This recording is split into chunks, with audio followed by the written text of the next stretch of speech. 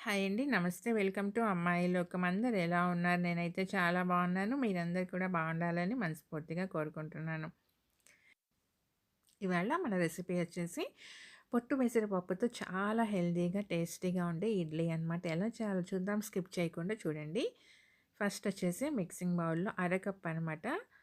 ఈ కప్పుతో కప్పు తీసుకున్నా నేను. పొట్టు పెసరపప్పు అండి ఇవి. వీటిని వచ్చేసి ఒక గంట మంచిగా వాష్ చేసుకున్నాక ఒక గంట పాటు నానబెట్టుకున్నాము. ఇప్పుడొచ్చేసి ఒక గిన్నెలో అరకప్పు బన్సీ రవ్వ అంటాం కదా! గోధుమ రవ్వ. దీన్ని వేసుకుందామండి. వేసేసి మంచిగా ఒక 2 సార్లు వాష్ చేసుకున్న తర్వాత కొంచెం నీళ్ళైతే పోసుకొని మరీ ఎక్కువ కాకుండా ఒక 10 నిమిషాల పాటు నానితే సరిపోతుందండి రవ్వ. కొంచెం నీళ్ళు యాడ్ చేసేసి ఒక 10 నిమిషాల పాటు నానబెట్టుకుందాం. మూత పెట్టేసి పక్కన పెట్టుకుందాము. ఈలోగా వచ్చేసి మనం పెసరపప్పు చక్కగా నానిపోయినాయండి. మనం మంచిగా కడిగేసేసి నానబెట్టుకున్నాము. ఈ ఎక్సెస్‌గా ఉన్న నీళ్ళని మాత్రం వంపేసేసుకొని మిక్సీ జార్‌లో నీళ్ళేమి యాడ్ చేసుకోకుండా ఒట్టి పప్పు మాత్రం వేసుకొని గ్రైండ్ చేసుకుందామండి. కొంచెం బరకగా మరీ ఫైన్ పేస్ట్‌లా కాకుండా కొంచెం లిటిల్ కోర్స్‌గా ఉండేట్టుగా గ్రైండ్ చేసుకుందాము.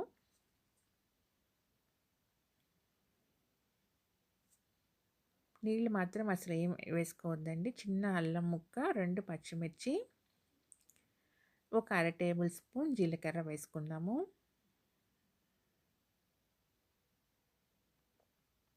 చూడండి ఇలా ఉండాలనమాట. కొంచెం బరకగా మరీ కాకుండా, మరీ ఫైన్ పేస్ట్ కాకుండా, అలానే మరీ బరకగా కాకుండా లైట్‌గా బరకగా ఉంటే సరిపోతుందండి. ఇప్పుడు దీన్ని మనం మిక్సింగ్ బౌల్‌లోకి మార్చేసుకుందాం.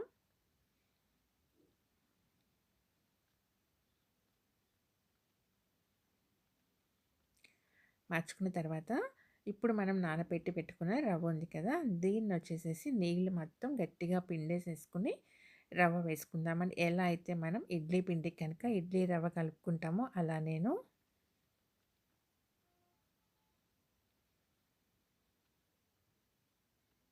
వేసుకున్న తర్వాత మంచిగా 2 కలిసేటట్టుగా కలిపేసుకుందామండి. మనకి కన్సిస్టెన్సీ అనేది కరెక్ట్‌గా ఉంటుందనమాట. ఇడ్లీ వేసుకోవటానికి పిండి జారుగా కాకుండాను, అలానే మరీ గట్టిగాను లేకుండా కరెక్ట్‌గా ఉంటుందనమాట. అదే మనం నీళ్ళు వేసుకున్నామనుకోండి, పిండి మనం మిక్సీ వేసుకునేటప్పుడు పిండి జోరు జోరుగా అయిపోతుందనమాట. రుచికి సరిపడినంత ఉప్పు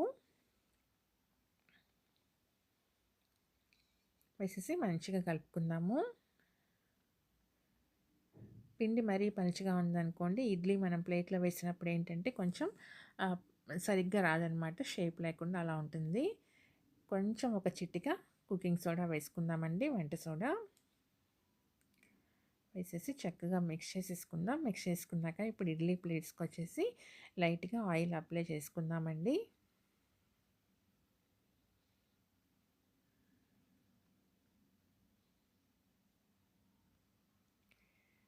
పిల్లలొచ్చేసి కొంచెం అట్రాక్టివ్‌గా ఉంటే ఇష్టంగా తింటారనమాట. దానికోసం వచ్చేసి జీడిపప్పుని 2గా కట్ చేసుకున్నామనమాట. కట్ చేసేసుకొని దాన్ని చక్కగా ఇలా డెకరేట్ చేసుకుందాము. తర్వాత పైన తురిమిన క్యారెట్ అనమాట. నేనైతే కొంచెం కొంచెమే పెట్టానండి. మీకెంత కావాలంటే అంత మీరు చక్కగా యాడ్ చేసుకోవచ్చనమాట.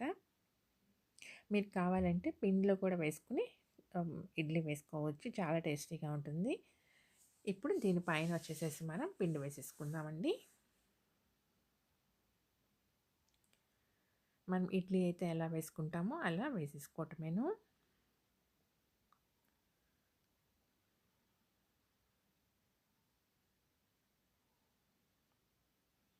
దీన్ని చక్కగా ఒకసారి మనం గరిటెతో ఇలా ప్రెస్ చేసుకుందాము. అప్ అండ్ డౌన్స్ అన్‌ఈవెన్‌గా లేకుండా చక్కగా వస్తుందండి రౌండ్‌గాను. ఇలా అన్నీ వేసేసుకొని మనం తీసుకున్న పిండికైతే నాకు 8 ఇడ్లీ వచ్చినాయండి. ఇప్పుడు దీంట్లో వచ్చేసేసి మనం ఇడ్లీ కుక్కర్‌లో నీళ్లు పోసేసుకొని ఇడ్లీ ఎలా అయితే మనం వండుకుంటామో సేమ్ అలా నేను ఒక 10 నిమిషాల పాటు లో టు మీడియం ఫ్లేమ్‌లో పెట్టుకొని కుక్ చేసుకున్నామంటే మనకి కరెక్ట్‌గా రెడీ అయిపోతుందండి. చూడండి 10 నిమిషాల తర్వాత ఎక్కడ అతుక్కోలేదనమాట. ఇడ్లీ చక్కగా కుక్ అయిపోయినాయనమాట.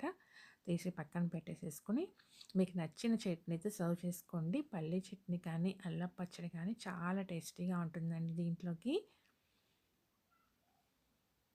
ఈరోజు నేనైతే దీన్ని చికెన్ కర్రీతో పాటు తిన్నారనమాట మా ఇంట్లో. చాలా టేస్టీగా ఉంది. తప్పకుండా మీరు ట్రై చేయండి. మీకు ఎలా వచ్చిందో కూడా నాకు తప్పనిసరిగా కామెంట్ చేయండి. అలానే వీడియో నచ్చినట్లయితే తప్పకుండా సబ్స్క్రైబ్ చేసుకొని ఒక లైక్ ఇచ్చేయండి. మీ ఫ్రెండ్స్‌కి, ఫ్యామిలీ మెంబర్స్‌కి షేర్ చేయండి. చూసారు కదా ఎంత చక్కగా సూపర్‌గా వచ్చినాయన్నమాట. టేస్ట్ మాత్రం సూపర్‌గా ఉంది. కలర్‌ఫుల్‌గా ఉంది కదా! పిల్లలకైతే చాలా బాగా నచ్చుతుందండి.